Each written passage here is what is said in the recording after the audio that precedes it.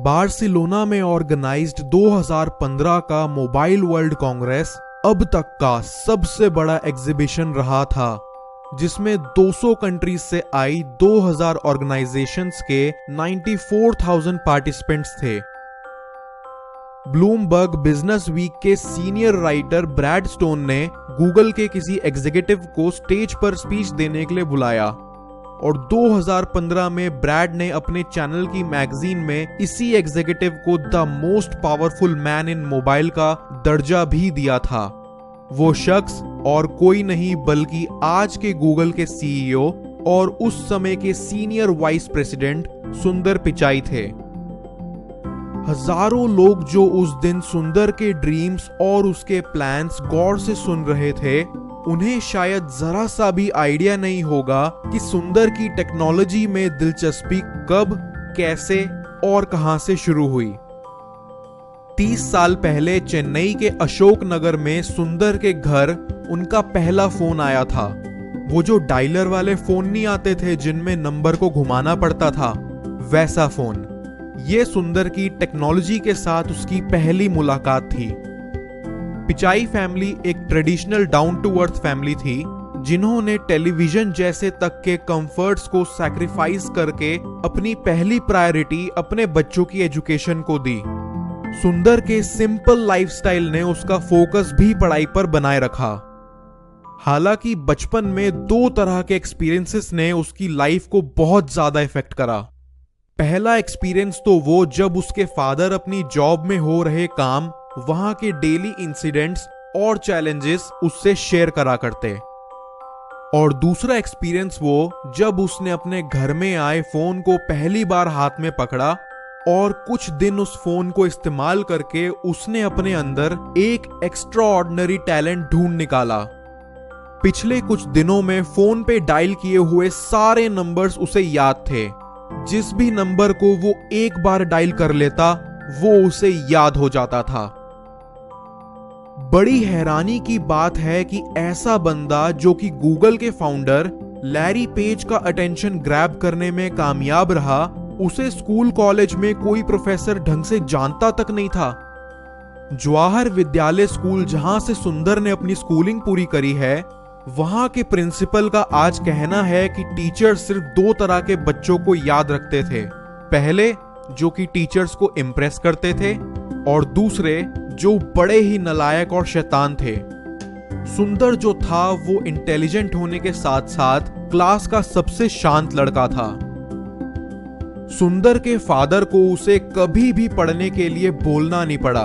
उनके बिना कुछ कहे ही उसे अपनी जिम्मेदारियों का एहसास था। पढ़ाई में उसका अटेंशन इतना सॉलिड था कि स्कूल जाते और आते समय वो रिक्शा में भी पढ़ता हुआ मिलता। 12th पास करके आईआईटी खड़गपुर में एडमिशन मिलना सुंदर के लिए कोई कोइंसिडेंस नहीं था, बल्कि ये तो उसकी मेहनत का फल था। फिर आईआईटी में सुंदर को अपने ही बैच की एक लड़की अंजलि पसंद आ गई, और इनकी लव स्टोरी भी एक बिल्कुल क्लासिकल लव स्टोरी की तरह रही। सुंदर ने ग्रेजुएशन पूरी होने तक अपने क्लोज फ्रेंड्स को भनक तक नहीं पड़ने दी कि उसे अंजलि में कोई इंटरेस्ट भी है।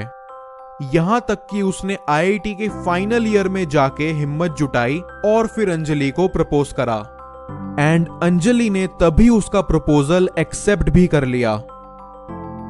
आईआईटी के बाद सुंदर अपनी मास्टर्स करने स्टैनफोर्ड चला आया।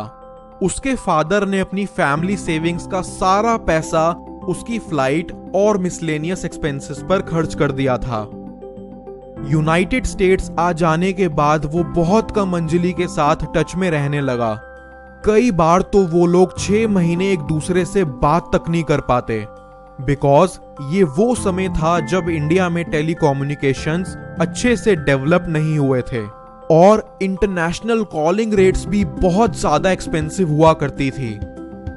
मास्टर्स पूरी करके सुंदर ने जैसे ही अप्लाइड मटेरियल्स कंपनी ज्वाइन करी, उसने अपने और अंजलि के पेरेंट्स से शादी करने की परमिशन मांग ली, एंड फिर फाइनली वो दोनों शादी करके इकट्ठे यूएस चले आए।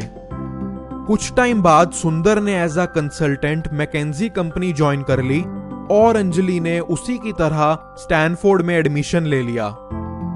1 अप्रैल 2004 को फिर सुंदर गूगल में अपना पहला इंटरव्यू देने गया। उसी दिन कंपनी ने जीमेल का टेस्टिंग वर्जन लॉन्च करा था।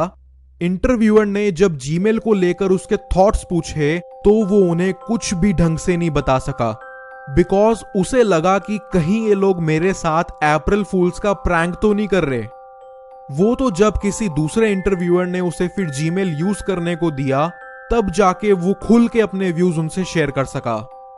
इंटरव्यूअर्स को उसके व्यूज काफी पसंद आए और उस दिन एक फ्यूचर सीईओ को जॉब पर रख लिया गया था। कंपनी में सुंदर की शुरुआती रिस्पॉन्सिबिलिटीज गूगल टूलबार और सर्च से रिलेटेड थी। उस समय सर्च के लिए गूगल टूलबार, इंटरनेट एक्सप्लोरर और फायरफॉक्स के अंदर डिफॉल्ट ऑप्शन हुआ करता था। सुंदर लाइमलाइट में तब आया जब उसने ये आर्ग्यू करा कि माइक्रोसॉफ्ट किसी भी दिन अपना खुद का सर्च इंजन डेवलप करके इंटरनेट एक्सप्लोरर में डिफॉल्ट सेट कर देगी और गूगल वहां से परमानेंटली हट जाएगा। सुंदर ने इसका एक सिंपल सा सॉल्यूशन सजेस्ट करा, उनका खुद का डेवलप करा हुआ वेब ब्राउजर, जिसे आज हम सब गूगल क्रोम के नाम से जानते हैं। उस टाइम सीईओ एरिक श्मिड इनिशियली इस आइडिया से कन्विंस नहीं थे।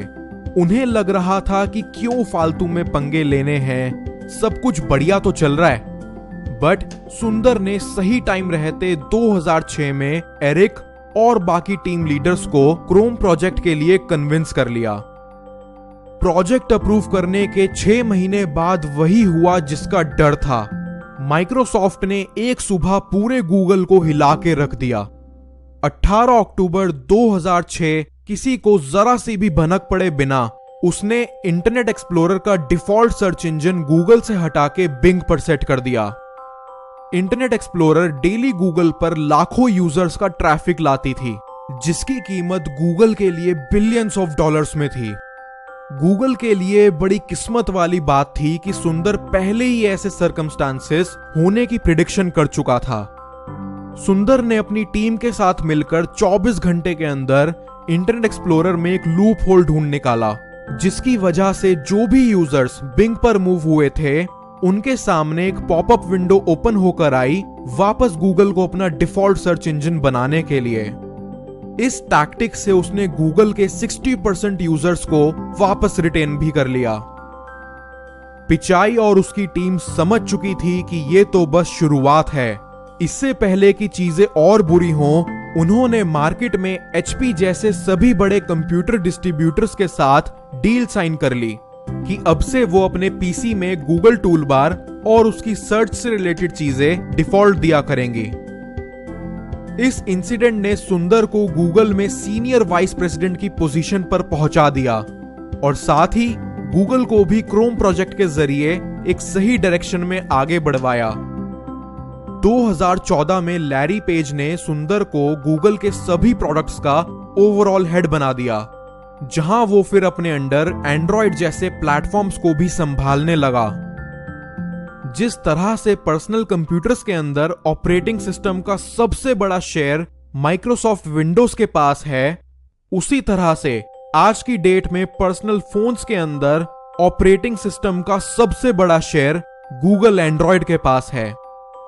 गूगल की मैसिव ग्रोथ का कारण कंपनी में हो रही जबरदस्त इनोवेशंस को ही जाता है।